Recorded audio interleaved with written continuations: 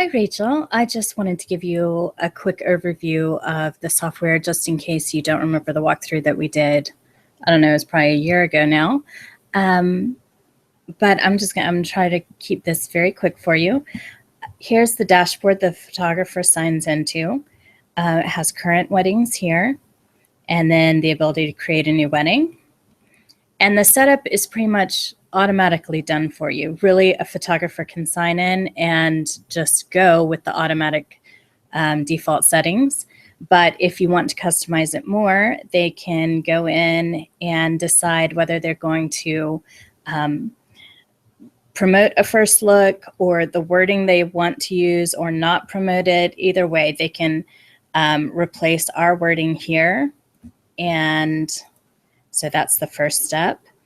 And then the portrait timing, they set how long it takes them to do each portrait session through the wedding day. The clients cannot change this. It's kind of set in stone. The photographer can always change it and customize it for each wedding. So if the clients need it changed, it's a special day, there is the ability to edit that per wedding. But this is where they set it kind of standard for any wedding that comes up. That's the second step. And the third step is just to add customized questions to the questionnaire that we already have covered. So once that is done, that's it as far as setup for the photographer. And then when the photographer goes into a certain wedding, this is the client portal. This is everything that the client sees, these 5 tabs right here. So the first part is a basic questionnaire where we have the ceremony, the time and location. If I wanted to show it to you this way, if the location is not found with MapQuest, they can still put in the map, the address, and the system will allow it to go through. If it's found on the map will pop up here, and I'll show you how it maps everything later. This is more about the reception. Here's the map that did pop up. Reception location, all the events that happen at the reception.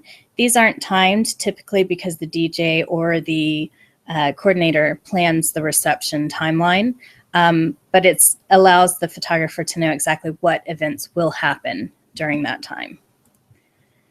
Then we have the vendor area where the bride and groom can enter the vendors for the day, and they're able to enter multiple vendors for the same category. And just notes, phone number, address, email, so everything is in one place. The location, this shows all locations that the bride and groom will be at during the wedding day. You're able to edit, delete them, and see exactly what's happening at each location.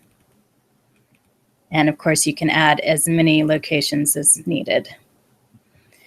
And then the details, this is just more about the first look, and then the customized questions that the photographer has added. Then you have the where we gather all the names of the wedding party and whoever will be in portraits. So the bride's family, the groom's family, and other VIPs. So you have the bride side, the groom side, and here's where they're able to pick their portraits.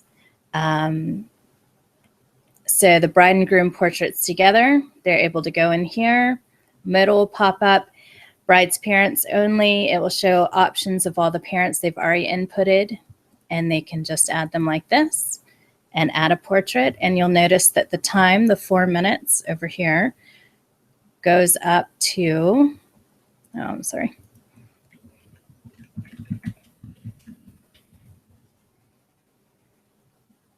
Adds up to another minute because that's how I have my settings. So the bride and groom can see exactly how much time the portraits that they're adding is affecting their day.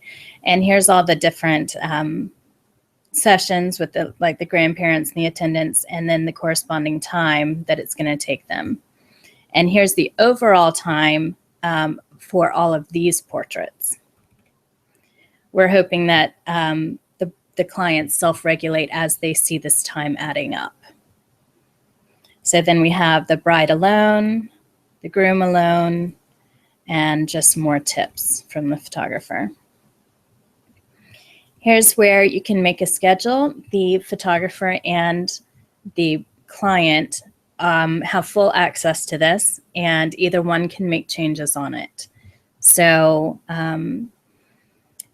you simply drag and drop the portraits into the time slots. You can drag them here, can take them off.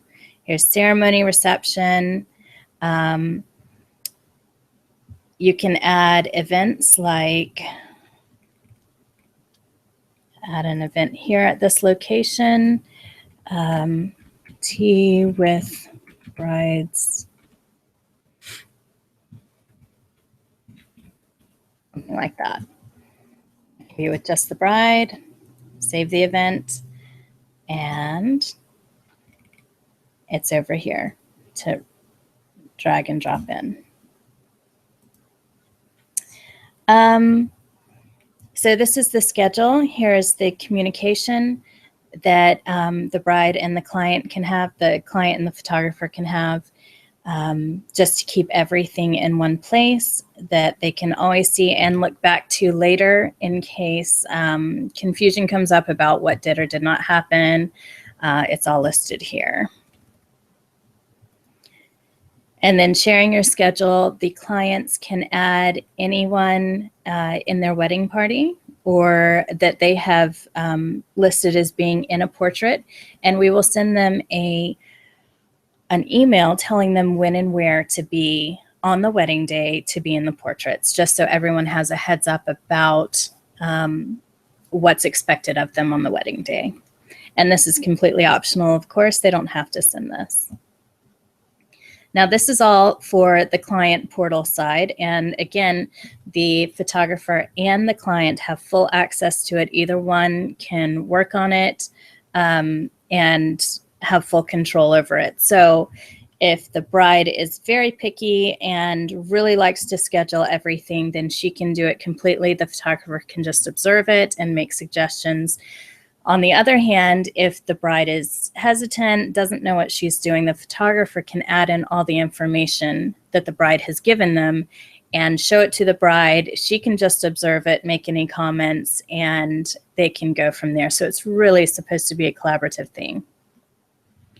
So on the photographer side, they see these top tabs. You have portrait timing, again, for each individual wedding in case that needs to be changed. There's the ability to lock the wedding so that the clients can't change anything last minute without the photographer knowing. So we have it set that it will lock a week before the wedding, and then only the photographer can unlock it to make changes if something needs to be changed. This is where they can arrange the portraits within the grouping to make sense as far as the efficiency and flow of shooting. The bride and groom obviously don't know how to do that, so you can just drag and drop these until it makes sense for you to shoot them in that order. So whoever's calling out the order can quickly get people in and out. The photographer can then make their own schedule. They can add a second shooter, and they're able to make two separate schedules in case one's at the groom's prep and one's at the bride's prep. These are the times that the bride and groom have put together on their schedule, and then the photographer is able to just click in and add anything to their own schedule to customize it for the day. And here's where we have all the wedding information. It is hosted here. Every bit of what the bride and groom have put in, all the schedule, everything is here. But you can also download all of it and go ahead and print it off to have in your car or the camera bag. So you can access it either way on the wedding day.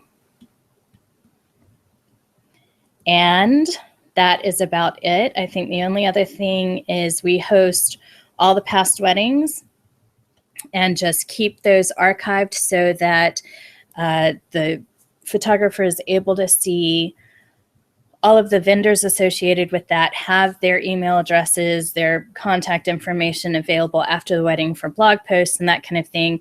And also just to be able to keep the wedding date and all the information quickly available to them for further use down the road.